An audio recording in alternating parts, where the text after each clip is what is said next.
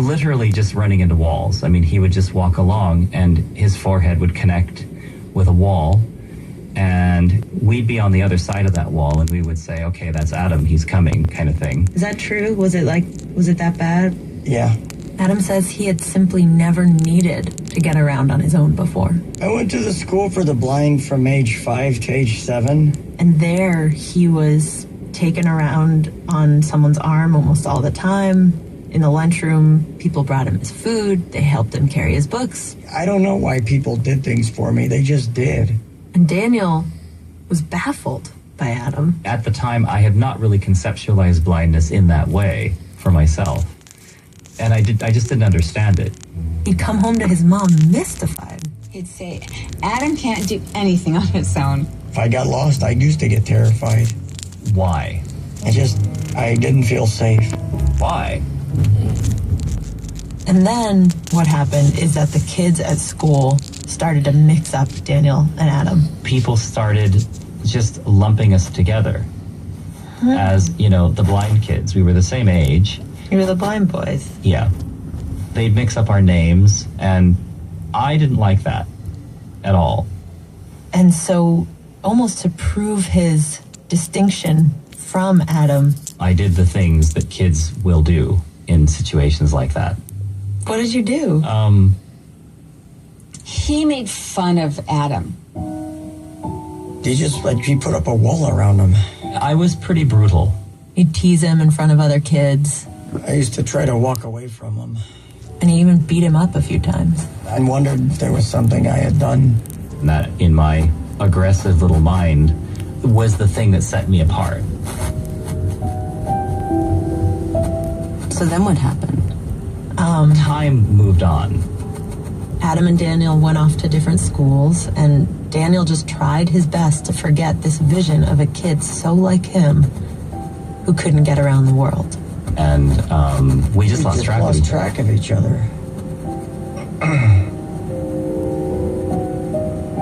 Daniel goes off to college, doesn't really associate himself with the blind community. His plan was to work with abused kids and at-risk kids. Mm-hmm. And then one day, he happens to pick up this book.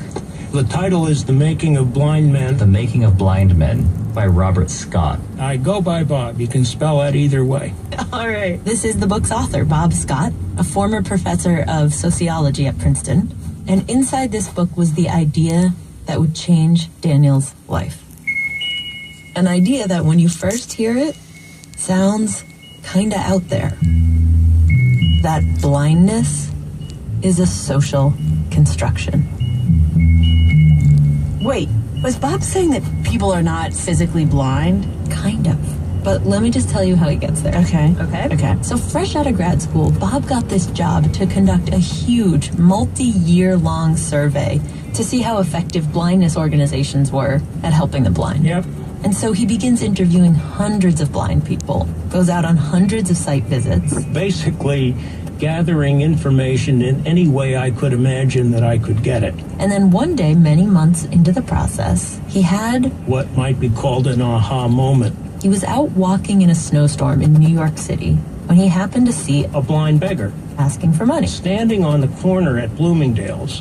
And he thought, hey, someone else to interview for my survey. I said, would you allow me to buy some of your time? And I gave him, $25 or something like that. We went in and sat down at a restaurant, and I said, tell me your story. Turns out the man had worked at a paint factory until a few years before, when an accident there left him blind. And the people at the factory really liked the guy, so they said, look, why don't you go to an organization for the blind, get some training, and then come back and work for us? So the guy said, great. He went to an organization for the blind. He said, I've got this job all lined up. Can you just help me with a few basic things? And the blindness organization said, no. Oh, no, you can't do that. Blind people can't do those things. What we're going to do is put you through a program of rehabilitation and then move you along to our sheltered workshop that manufactures mops and brooms. And Bob said there was one sentence in that response that jumped out at him. Blind people can't do those things. And he began to wonder, wait, is that true? Could this guy really not work in a paint factory? Because over the course of his research, he'd seen blind people that could do all sorts of things. This is sort of starting to open up in my own thinking a much more complicated world than I ever imagined I was walking into when I began the study. The more that Bob looked around, the more he started to see that message Blind people can't do those things. being communicated to the blind people by the blind organizations that serve them. Not necessarily always as explicitly as in the case of the paint guy. Like, how else then? Well, take the fact that at that time of the nearly 20,000 blind kids who were in public schools, 2/3 of them were being kept on the sidelines during gym class. Play tag, run around on your own. Blind people can't do those things. And then there was the organization's insistence that adult blind people get help getting around. They are picked up at their homes, they're driven there, they're met at the sidewalk, walked into the agency, escorted to wherever they're going. Everything is being done for them. And even though all of this was intended to help, Bob began to wonder if maybe, just maybe, the organization's low expectations for what blind people could do was in some way actually limiting the blind people that those organizations sought to help. What I came to realize is that how they functioned was a process of learning. It was not imposed on them entirely by the fact that they couldn't see. So is Bob saying that blindness isn't a real thing? Like it exists mostly in your head? Because my father is blind. And he is very, very limited in what he can do. And I have to say, like, I don't feel like the obstacles that he faces are obstacles that he wouldn't face if he just thought about his blindness differently. Well, Bob would say that, of course, loss of vision is an absolute and real limitation. But it is not the complete wiping away of vision we so often think it is. It's more like a wiping away of long-distance vision. Exactly. Anything that I can't reach out and touch. And Elise, Bob wasn't actually the first person to come up with this idea. Blind people were.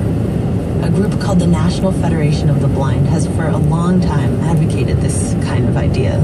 This is a group formed by blind people for blind people, and they think that the physical condition of blindness, It doesn't explain nearly as much as people believe it explains. So if you buy this logic, people who are blind, like the only thing that's standing between them and walking around the world like Daniel does is our beliefs.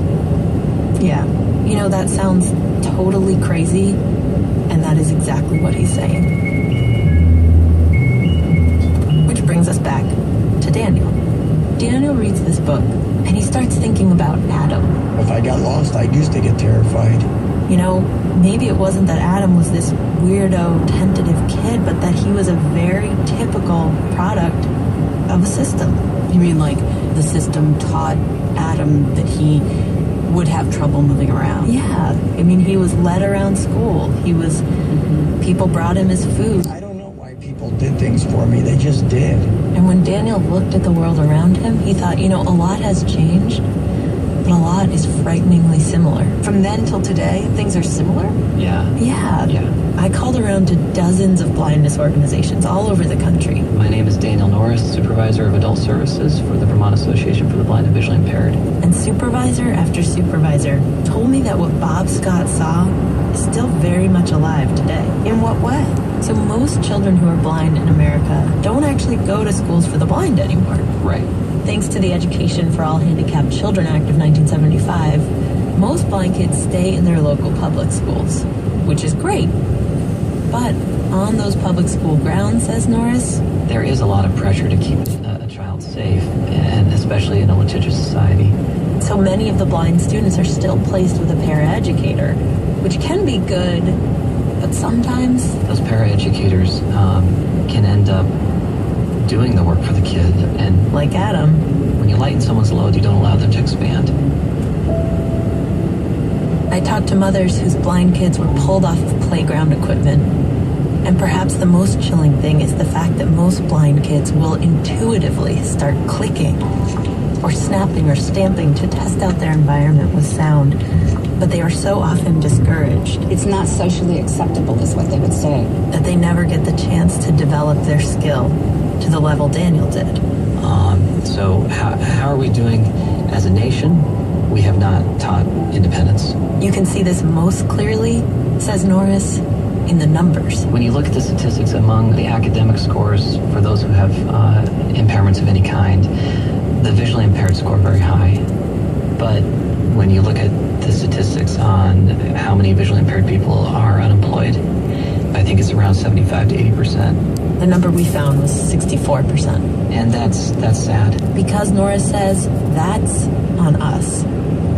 From the teacher to the parent to the bystander on a subway platform who looks at a blind person and assumes they need our help. What we are doing is we are creating slaves to others' thinking, That's Daniel Kish again. slaves to others' perception, slaves to what others think they should be doing. And somehow we're comfortable with that. And so, though he had never wanted to work in the profession of blindness, in fact, he had wanted to get as far away from it as he could, Daniel Kish decided he sort of had no choice. It sucked me in kind of kicking and screaming. He could see what was happening, and he held in his tongue a way out. So he decided that he would dedicate his life to trying to liberate blind children. Kind of like Batman. Exactamundo, fighting for good in the world in a kind of vigilante way, because actually the way that you go about liberating a blind child from the constraining forces of culture is a little bit grisly. All right, well, I guess we'll hear about that when we get back. Yes, bring your Band-Aids and ice packs.